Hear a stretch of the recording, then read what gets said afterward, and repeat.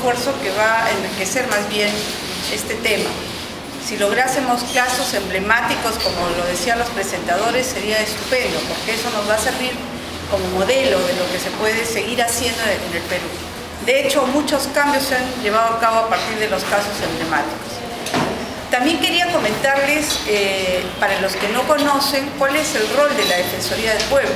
La Defensoría del Pueblo es una institución pública. Es una de las instituciones que tiene autonomía, digamos, en sus funciones, y la más importante de ellas es justamente la defensa y protección de los derechos humanos. Entonces, es una institución que está al servicio de las personas que consideren que sus derechos están siendo vulnerados en diferentes situaciones y en diferentes ámbitos. Por eso es importante que ustedes recuerden esto para poder también entender por qué la Defensoría del Pueblo realiza supervisión. Quería más bien comentarles algunos aspectos que me parecían centrales antes de explicarles en qué consistió la última supervisión realizada por Defensoría del Pueblo. La situación de la epidemia de VIH en nuestro país, de acuerdo a diciembre, los datos recolectados por Defensoría del Pueblo, cuya fuente fue el Ministerio de Salud, nos dicen de que los casos son de 27.161 de SIDA y 42.886 de VIH. Y el número estimado de personas con VIH-Sida es de 75.000. En comparación del 2008, evidentemente hay un incremento. Sin embargo, lo que respecta a las principales vías de transmisión, siguen siendo las mismas. Sexual, 97%, vertical o madre a hijo, el 2%, y vía sanguínea, el 1%. Eso no ha variado del 2008 al 2010. La epidemia sigue siendo de tipo concentrada, tampoco ha cambiado en relación al primer informe que hizo la Defensoría. Por tanto, nosotros tenemos que tener en cuenta que la mayor prevalencia en las poblaciones son las poblaciones comprendidas dentro de la categoría hombres que tienen sexo con hombres. Entonces, todavía sigue siendo una población que está principalmente afectada. Y en el tema de incidencia, la mayor incidencia está en los departamentos de la costa y la selva. Les decía al principio que la Defensoría del Pueblo tiene por función justamente defender y proteger derechos. Por eso es que nosotros en las 38 oficinas a nivel nacional hemos recibido quejas de parte de personas que han tenido que verse sometidas a este tipo de tratamientos. Y quería dar rápida lectura del año 2009. Las quejas recibidas en total por Defensoría del Pueblo fueron 72. Y en el año 2010 hay un incremento a 121 quejas. Esto es sumamente importante porque quiere decir que las personas conocen mucho más de sus derechos y saben finalmente y reconocen a la Defensoría del Pueblo como una instancia donde presentar un pedido de intervención en caso se vulneren sus derechos. Ahora, solamente para que tengan una idea de la tipicidad, o sea, qué clase de quejas nosotros estamos recibiendo. Una de ellas tiene que ver con la deficiente o inadecuada prestación de los servicios de salud. El otro tema es el desabastecimiento de algunas medicinas, entre ellas los antirretrovirales. Y las quejas más altas las tenemos en el tema que justamente Carlos mencionaba, el tema de la discriminación y los maltratos en los establecimientos de salud. Entonces, el objetivo del informe de los resultados del informe que les voy a presentar fue justamente contribuir a una adecuada prestación de los servicios de esta naturaleza, de prevención, atención y tratamiento de VIH-Sida, y luego los servicios supervisados para lograr este objetivo fueron la consejería, la atención médica periódica, el diagnóstico, la prevención y el tratamiento de VIH-Sida. Las zonas de intervención, y aquí la Defensoría pensó que era interesante no solamente considerar aquellos departamentos donde se ve la mayor incidencia de casos, sino aquellos más bien departamentos con menor incidencia de casos. Y la razón es muy sencilla. Nosotros siempre hemos pensado que el Estado hoy día no está apostando por la prevención, está apostando más por la atención, ¿ya? Entonces nos parecía interesante, si bien explicar los avances que hay en la materia de la atención de departamentos donde hay mayor incidencia, era también importante sacar a la luz algunos datos de aquellos departamentos donde se consideraba el mínimo de casos. Entonces, el periodo de investigación comprende de enero a diciembre de 2010 y el total de establecimientos supervisados a nivel nacional en todos estos departamentos son 201 establecimientos. Pasamos. Bien. Vamos a hablar ahora de los departamentos en el Perú con mayor incidencia de casos. Es importante mencionar que la mayor incidencia de casos están concentrados en 10 departamentos. La menor incidencia están en 17 departamentos que los vamos a ver más adelante. En cuanto a consejería, la Defensoría ha verificado que el 41% de establecimientos de salud no cumplía con entregar los condones a ninguno de los consultantes. Esto es una cifra bastante alta en comparación del informe anterior. En cuanto a la atención médica periódica, el 23% de los centros de atención no brinda el servicio de diagnóstico VIH e ITS en forma gratuita, contraviniendo las normas estipuladas por el Ministerio de Salud. Y también se descubrió que el 26% de los 201 establecimientos de salud visitados hacen cobros indebidos. Y ustedes dirán, ¿en qué consisten estos cobros indebidos? Apertura de historia clínica, tarjeta de atención, de pronto por ahí sale un carnet de otra cosa, y esos son los cobros que están totalmente indebidos. A pesar de que existe, por si acaso, una norma, que la vamos a ver más adelante, que ha dado el Ministerio de Salud, que dice que el tratamiento es gratuito, ¿no es cierto?, salvo los cobros por apertura de historia clínica y tarjeta de atención. La Defensoría del Pueblo ha hecho una recomendación al respecto porque nos parece que eso es un cobro indebido, es un cobro ilegal, es un cobro que no debiera hacerse. Y les explico rápidamente por qué. En el resto de establecimientos de salud o los servicios que presta el Ministerio de Salud no se permite esa clase de cobro, ni por apertura clínica, ni por apertura de historia clínica, ni por tarjeta de atención. Pasamos. Seguimos en los departamentos con mayor incidencia en cuanto al diagnóstico y tratamiento a gestantes. Durante los años 2009 y 2010 se registraron problemas de desabastecimiento de pruebas en el diagnóstico de VIH-Sida y sífilis a gestantes en el 40% de establecimientos de salud. Esto es sumamente grave porque todavía sigue siendo, digamos, significativa, no muy alta, pero significativa aún, el contagio vertical que puede existir, ¿no? En el mismo periodo, el 24% de establecimientos registró desabastecimiento de medicamentos para la profilaxis, para la prevención de transmisión vertical entre madre e hijo. Estamos en el tema. Pasamos, por favor.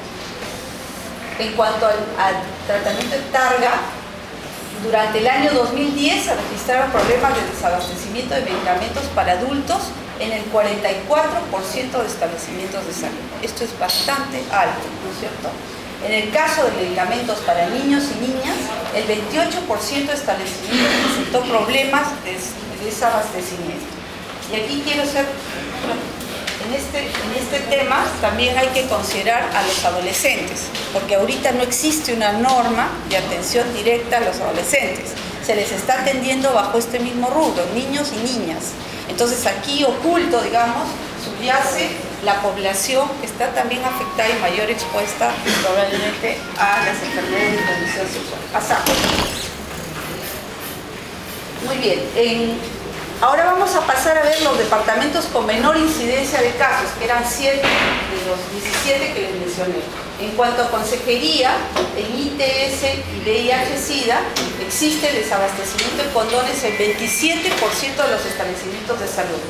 En cuanto a la atención médica periódica, bueno, hay cobros por diagnóstico de ITS y VIH, como lo hemos visto en los otros departamentos, en 40% de los ERITS y UAM, que son los servicios especializados. Esto constituye 6 de los 15 servicios. El diagnóstico de VIH en gestantes, existe también un desabastecimiento de pruebas rápidas, de kits, del RPR, que es el tema de sífilis, en 39% de establecimientos de salud. La profilaxis para prevención de transmisión vertical, que es para madres y niños recién nacidos o niños que están gestando, El desabastecimiento de medicamentos es del 15% de los establecimientos supervisados. La targa en adultos y adultas también sufre un desabastecimiento de medicamentos en el 10% de establecimientos de salud supervisados. Y la targa para niños, niñas y adolescentes, aquí sí hemos considerado, existe también un desabastecimiento del 14% de los establecimientos supervisados. Como ven, hay un faltante de lo que es medicamentos y hay un cobro también en lo que es el diagnóstico y también, por supuesto, en otros servicios como cobros y delitos. Quizás vale la pena comentar y reiterar lo siguiente, ¿no es cierto? Si en esos departamentos hay la menor incidencia, deberíamos estar más preocupados porque esto no aumente. Sin embargo, hay un descuido también en ese sentido. Creo que hace falta que también se tome en cuenta todos esos departamentos que tienen una menor cantidad de casos de VIH. Bueno, ¿cuáles son en realidad un diagnóstico general? En principio consideramos desde la Defensoría del Pueblo que hay una débil respuesta multisectorial en los ámbitos nacional y regional. Y ahí estábamos viendo que existe el famoso PEM, que tenía vigencia hasta el 2011, ¿no es cierto? Pero que los gobiernos regionales, cada uno va haciendo por su cuenta, planteando sus propias estrategias y de alguna u otra manera haciéndose esfuerzos para contrarrestar realmente las deficiencias que ofrece el sistema de salud. Sin embargo, consideramos por eso que es necesario que se integre mucho más una respuesta efectiva. Además, la población normalmente migra de un lado a otro, entonces, más aún en nuestro país, ¿no es cierto? Que hoy día hay mucha migración, sobre todo el interior hacia la capital y viceversa. Limitaciones en implementación y evaluación del Plan Estratégico Multisectorial 2007-2011 y los planes estratégicos regionales, que era lo que mencionaba. La ausencia de políticas, así que como de normas claras y coherentes para la atención de gestantes, niños, niñas y adolescentes. En el tema de gestantes, por ejemplo, existen dos normas que se contraponen. Una que señala claramente que a las mujeres gestantes se les debe obligar a someterse a la prueba de VIH, ¿no? A la prueba rápida, ¿no es cierto? Pero existe otra norma técnica que más bien menciona lo contrario. Dice que solamente si es que la mujer estuviera en riesgo previsible, puede ser sometida obligatoriamente. Desde la Defensoría del Pueblo nosotros creemos que eso se tiene que solucionar de inmediato, porque lo que estamos haciendo es vulnerar los derechos de las personas, primero a ser informadas y luego a dar su consentimiento. Nosotros consideramos que es primordial agotar todos los esfuerzos para que se haga esta orientación previa a la prueba y por supuesto cumplir con la post-prueba, con la orientación post-prueba o la consultoría post-prueba. Nos parece importante, pero lo que la Defensoría está viendo en este momento es que muy poco énfasis se está poniendo en la consultoría previa a la prueba. La última es ausencias, pasamos. El tema de las limitaciones para el trabajo intersectorial del ente rector es sumamente importante que se den lineamientos claros por el Ministerio de Salud. El tema de la ausencia y la perspectiva de derechos en el abordaje de la epidemia. Todavía, como les leía yo la estadística de los casos recibidos por Defensoría del Pueblo, marca claramente que esto todavía existe, esta falta de respeto al derecho a la igualdad de trato y obviamente persiste la discriminación. Ahora ustedes dirán en qué sector, principalmente en el sector salud, ¿no? Entonces eso nos lleva a la razón por la cual ustedes están aquí, que me parece sumamente interesante, ¿no? ¿Cómo hacer para defendernos de esto? Pero de manera inmediata. Habrá medidas cautelares, habrá medidas rápidas, efectivas, que puedan hacer que nos atiendan de inmediato y de manera adecuada, o que prontamente nos pidan disculpas o perdón para poder volvernos a sentir confiados en un sistema que al principio nos ha rechazado. No es un tema de leyes nada más, como lo mencionaba Carlos, no es un tema de leyes, es que tenemos que combatir la cultura de la discriminación, ¿ya? Tenemos que hacerlo y tenemos que hacerlo firmemente. Qué interesante que ustedes puedan reflexionar sobre eso, porque creo que las dos vías que hoy día el marco normativo nos da son la vía penal, ¿no es cierto?, por un lado, pero tenemos la vía administrativa, que no es usada mucho, Y la vía administrativa pues sanciona directamente al funcionario o a aquel servidor público que está maltratando o discriminando a una persona. Y de eso hay muy poco. Hay más en la vía penal. En Defensoría por lo menos tenemos 2 casos emblemáticos de discriminación. ¿Ya? Bueno, hasta más de 2, porque ahora hemos entrado al tema de la discriminación, también en el tema de las Fuerzas Armadas y Policiales. Bien, la ausencia también de una evaluación periódica del impacto de las intervenciones. Eso también hace falta, ¿no?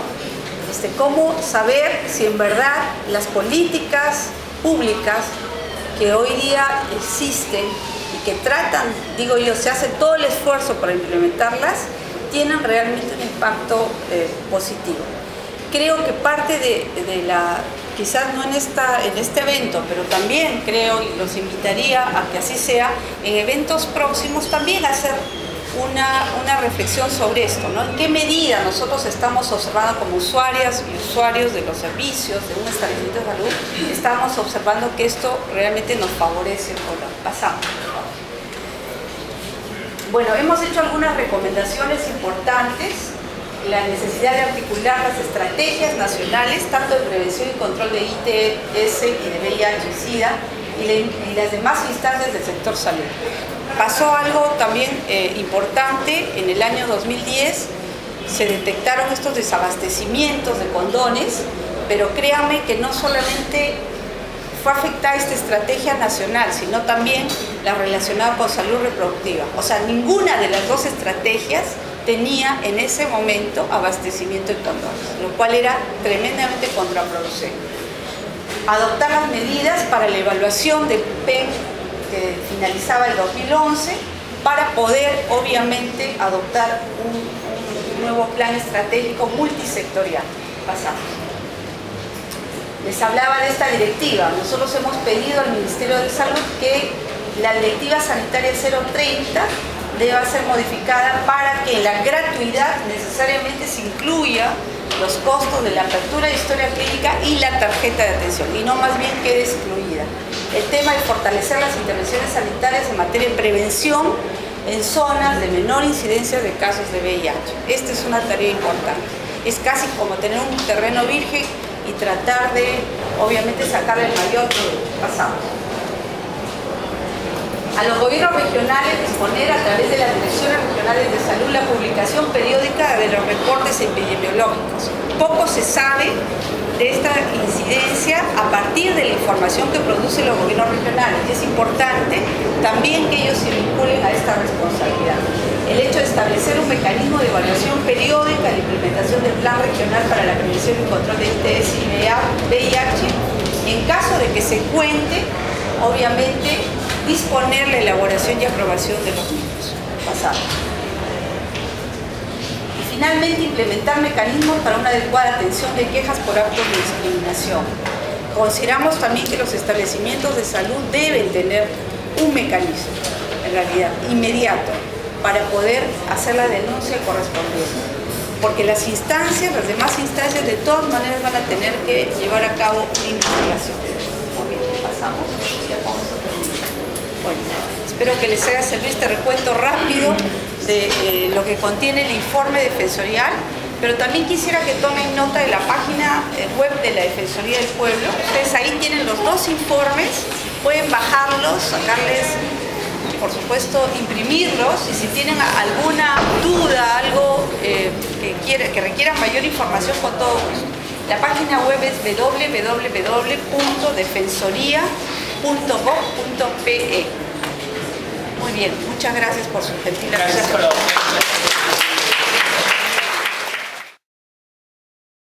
Pero una de las principales dificultades que tiene, son 2 dificultades básicas que tienen las personas para presentar su queja.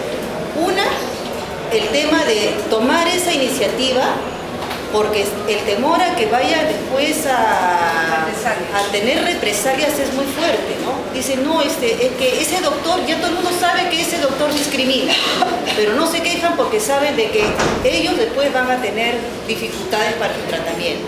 Eso por un lado. Y por otro, el tema de que la gente no tiene, en términos generales, habilidades para lo que es la redacción.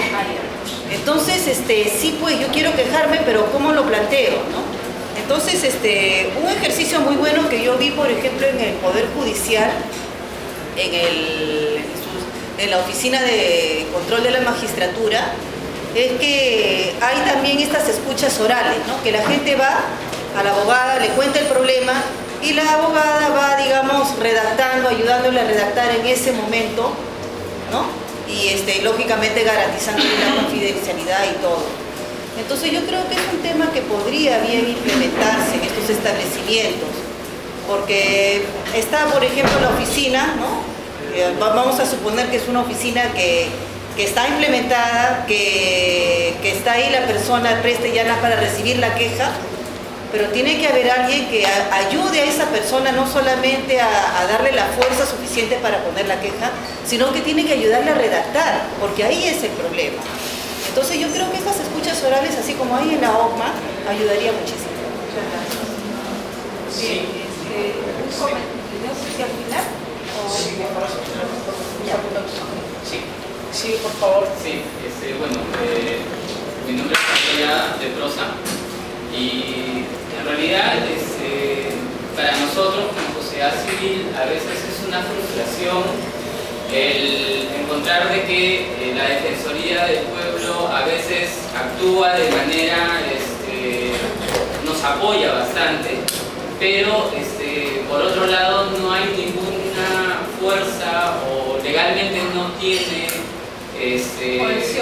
coerción para poder revertir las situaciones que se presentan, ¿no? Porque simplemente emite recomendaciones y si el Estado las toma puede ser muy bien, pero si no, ahí queda y no pasa nada. Entonces para nosotros sí es una gran frustración de que habiendo la Defensoría del Pueblo no tiene fuerza para poder coaccionar al Estado a que cambien ciertas cosas, sino que simplemente tiene nivel de recomendaciones. Gracias. Muchas gracias. Y una cuestión puntual que nos está últimamente, aprovecho esta instancia y agradezco a la universidad por esto, porque últimamente nos está muchísimo molestando el tema del Ministerio de Salud respecto a la norma técnica de atención integral. O sea, creemos que la Defensoría del Pueblo puede también actuar en este nivel porque no se nos daba una explicación porque hasta el momento no se actualiza la norma técnica que tiene ya varios años. Este tema tiene que ver con el tema de desabastecimientos antirretrovirales y de los nuevos medicamentos. Y también existen medicamentos que ya no están recomendados por la OMS y que deberían salir porque son muy tóxicos. Y estos medicamentos siguen brindándose a la población porque justamente la norma técnica no incluye los nuevos, en su listado de medicamentos esenciales los nuevos medicamentos que deberían incluirse. Entonces, nosotros hemos mandado como organización varios documentos en estas últimas semanas sobre el tema de la norma técnica y en principio no responde. Bueno, no podemos hacer nada porque la norma no existe y no pueden hacer ninguna denuncia respecto a una norma que no existe, a una actualización. Han mandado al Ministerio de Salud, al doctor Tejada. Y luego, 3 días después nos responden, la norma ya fue aprobada, pero falta su publicación. Nosotros hemos revisado la página web de la norma del Ministerio de Salud y no existe ninguna publicación. Entonces necesitamos que eso también sea vigilado. Entendemos de que, como menciona Raúl, la Defensoría del Pueblo no solamente emite opinión, pero sin embargo es un peso importante para nosotros por ahora. Y bueno, claro, también mirar esto de mirar cómo se puede hacer el tema de monitoreo y vigilancia, porque tampoco está establecido en ningún lado. No tenemos un sistema real de solución de quejas. Yo creo que la Defensoría del Pueblo por ahí puede hacer muchísimo. Nosotros hemos sido muy respaldados por la Defensoría del Pueblo en muchas de las regiones, así que estamos en la esperanza de la Defensoría del Pueblo. En el informe Defensoría 143 y en el informe de seguimiento 05 del 2010 se mencionan en ambos el tema del sistema de información y lo importante es que el Ministerio de Salud implemente un sistema de monitoreo de indicadores tanto de prevención, atención y tratamiento. La Defensoría sin duda ha hecho seguimiento a algunos servicios y ha podido cuantificar en cuántos establecimientos, por ejemplo, se ha evidenciado la falta de entrega de condones o de medicamentos, y eso sin duda a muchos de la sociedad civil nos ha servido para hacer incidencia sobre lo que está ocurriendo, porque es un dato relevante para que desde la sociedad civil incidamos sobre el Ministerio de Salud y sobre las otras instancias para que esto no continúe. Pero creo que podría agregarse en el informe defensorial también un acápite que nos diga cuántas regiones realmente tienen una información al día o envían su sistema de información a nivel central, para que realmente veamos que exista una información real y oportuna para la toma de decisiones. Porque de lo poco que conocemos y de las experiencias de múltiples proyectos, vemos que la información que se maneja en realidad no es de la calidad de vida, y eso hace que no tengamos datos exactos para tomas de decisiones tan simples que tienen que ver con la compra de medicamentos, por ejemplo, o la distribución de los condones que ustedes mencionan. La preocupación es la siguiente: lo que pasa es que nosotros ya conocemos siempre las estadísticas de los estudios que hacen sobre problemas de desabastecimiento, de malas atenciones, de discriminación, establecimientos a nivel nacional. Esa información ya es el día a día de las personas que estamos trabajando en el tema hace muchos años. Mi preocupación es que se hacen esfuerzos aislados por diferentes organizaciones, grupos e instituciones, pero no hay una unión que podamos hacer frente a estos problemas que definitivamente siempre van a existir. Desabastecimiento ha habido desde que empezó el tratamiento hasta este momento años. Cuando veo acciones de incidencia, de vigilancia y de protesta, lamentablemente veo que las organizaciones están divididas, no hay apoyo. Qué bueno sería que sea un bloque, organizaciones, instituciones, acompañen a estas instituciones de personas afectadas y vulnerables para hacerles frente al Estado y hacer una denuncia o una queja masiva. Porque lo que se hace son pequeños esfuerzos de denuncias. Es un saludo a la bandera, porque al final es el Estado que viene y después el problema persiste, ¿no? Se firman actas, se hacen recomendaciones, acuerdos, pero a los pocos días el problema continúa. Y yo creo que la Defensoría del Pueblo, con el trabajo de información efectivamente buena que nos da informes sobre la problemática a nivel nacional, debe liderar este conjunto, este bloque a nivel nacional de todas las organizaciones, y no trabajar en forma aislada, porque es un esfuerzo que no se aprovecha. Vemos iniciativas todos los días de las organizaciones que de forma independiente hacen esfuerzos pequeños, pero no es una fuerza para poder presionar al Estado para que pueda solucionar los problemas que ya los conocemos de siempre y seguro van a seguir existiendo, ¿no? ¿Alguna otra pregunta más? Comentario, por favor. Sí. Mi nombre es Eva Paola, de la organización Casa al Viento, secretaria de la Mesa de Concertación LGTB de Lima. Mi pregunta sería una cosa muy puntual de lo que yo quería hablar. El informe que usted ha realizado, el informe que usted ha hecho, veo porcentajes. Quisiera saber más que todo de que si la Defensoría del Pueblo ha ido directamente a las comunidades, o es porque una persona ha venido a llamar, ¿no? Y también lo que quiero saber también, si cuando usted ha ido a las comunidades, cuando la Defensoría del Pueblo ha ido a las comunidades, si realmente ha pedido informes a las personas que están ahí, o simplemente ha ido administrativamente lo que está pasando, lo que está ocurriendo, mirando a las personas. Porque veo porcentajes, pero quisiera saber si esos porcentajes son reales realmente. Hace mucho tiempo que no estaba en un aula donde hubiera tanto interés. Bueno, y es obvio por qué lo hay, ¿no? Pero me motiva muchísimo. Y muchas gracias por los comentarios. Las instituciones públicas siempre debemos reinventarnos, ¿no es cierto? ¿Y cómo no lo vamos a hacer si no es a partir de sus propios comentarios y sugerencias? A ver, la idea de María del Carmen, ¿no? María del Carmen nos hablaba referente a las dificultades que tiene cualquier persona que quiere recurrir a la Defensoría del Pueblo y desea guardar en anonimato su nombre. Es obvio que para el tema de cualquiera que recurra a un establecimiento de salud, especialmente en las zonas más alejadas y rurales, donde los pueblos son más pequeñitos, en realidad siempre hay el temor de que el médico, si yo lo quejo al único médico que me atiende, obviamente me va a maltratar la siguiente vez, o no me va a querer atender, o me va a derivar a otra persona. Entonces yo voy a ser la perjudicada. Entonces, miren, Defensoría del Pueblo tiene la obligación, si así ustedes lo solicitan, de guardar en reserva su nombre. Lo que a nosotros sí nos interesa es el nombre de la persona que los está maltratando. Y no solamente eso, datos como el día y la hora, porque eso nos permite verificar el turno de atención, ¿ya? Y esos datos, esos 3 datos para nosotros son sumamente valiosos. Ahora, hablaba ella del problema de redactar. Miren, hay diferentes vías de presentar un reclamo, un pedido de intervención a la Defensoría del Pueblo. Uno es vía escrita, otro es acercarse a cualquiera de las oficinas, a las 38 oficinas, las pueden ver también en la página web donde están situadas, o también hacerlo vía electrónica. Hay un correo, hay un link que específicamente habla de una queja, y también, por supuesto, nuestro teléfono, línea gratuita, que es el 0800, que quiero que lo tomen porque tampoco me lo sé de memoria, es una vergüenza, pero es así, 0800 15 170, 0800, o sea, 0800 15 170. Allí ustedes también pueden, llamando por teléfono, hacernos de conocimiento que efectivamente hay un problema con alguna, ya sea desabastecimiento o algún problema como los que hemos descrito hoy día. El tema de los libros de quejas y reclamos lo vamos a tomar como una sugerencia, a ver si se puede implementar. En el tema más bien de lo que planteaba el señor de Prosa, sí, efectivamente, tal vez por hacerlo más ligero, yo no les he explicado en realidad en qué niveles nos movemos, y eso es sumamente importante.